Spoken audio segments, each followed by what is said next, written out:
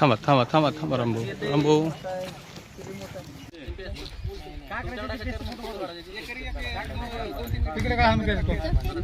मावशी थोडं इकडे तोंड करा. अरे रामभाऊ या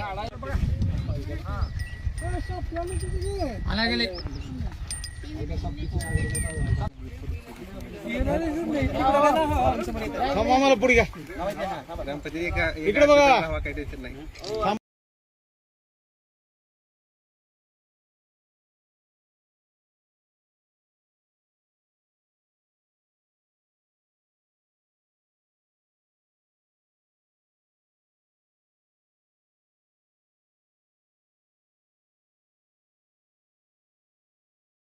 कलेक्टर साहेब दिले, रामलिंग भैया होते, पुन्हा डॉक्टर दिवणीचे डॉक्टर साहेब होते, तलाठी साहेब होते.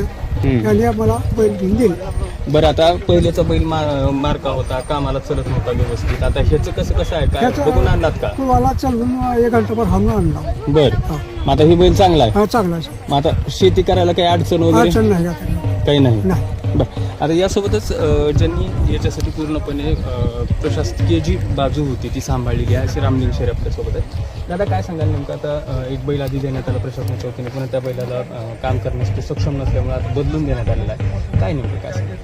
काय झालं, संबंधित काशीनाथ गायकवाड यांचा बैल दगावल्यानंतर मी स्वतः या ठिकाणी जिल्हा सदस्य असल्यामुळं ज्या दिवशी घटना घडली त्या दिवसापासून मी जिल्हा प्रशासन आणि मुस्लिमांच्या माध्यमातून संपर्कात होतो. या ठिकाणी आम्ही या ठिकाणी अकाफोनच्या माध्यमातून त्यांना एक विचाराची मदत केलेली आहे. मुस्लिमांच्या माध्यमातून मुस्लिमांच्या आपत्ती व्यवस्थापन माध्यमातून एक 32 रुपयाची मदत केलेली आहे. संबंधित बैल दगावला होता ही बाब मी संबंधित प्रशासनाला व महाराष्ट्राचे संवेदनशील असे मुख्यमंत्री श्री देवेंद्र फडणवीस यांनाही कळवली होती.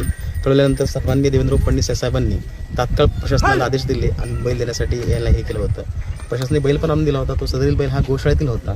तो बैल शेतीची योग्य अशी मशागत करत नसल्यामुळं पुन्हा एकदा आम्ही जिल्हा प्रशासन आणि माननीय देवेंद्र फडणवीस यांना साहेबांना आणि कळवलं, विनंती केली साहेबांना.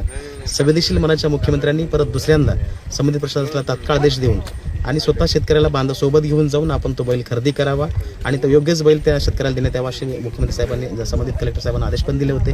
आदेशाच्या अनुषंगानं आज स्वतः काशीनाथ गायकवाड यांना सोबत करोळा या ठिकाणी घेऊन जाऊन त्या ठिकाणी आम्ही स्वतः त्यांना बैल दाखवला.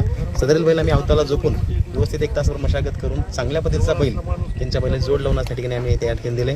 उद्याला आम्ही कृषी विभागाच्या वतीनं या ठिकाणी त्यांना लागणारे खरीप बियाण्यासाठी त्या ठिकाणी सोयाबीनचं बियाणं असेल, तूर असेल आणि DAP खते असेल यांचं आम्ही देणार आहोत या ठिकाणी.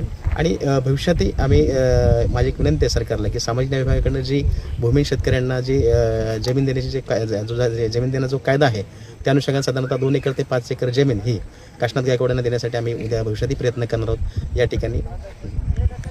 प्रशासनाच्या वतीने ही जी तत्परता आहे ती बैल बदलून देण्यामध्ये आता आपल्याला दिसलेली आहे.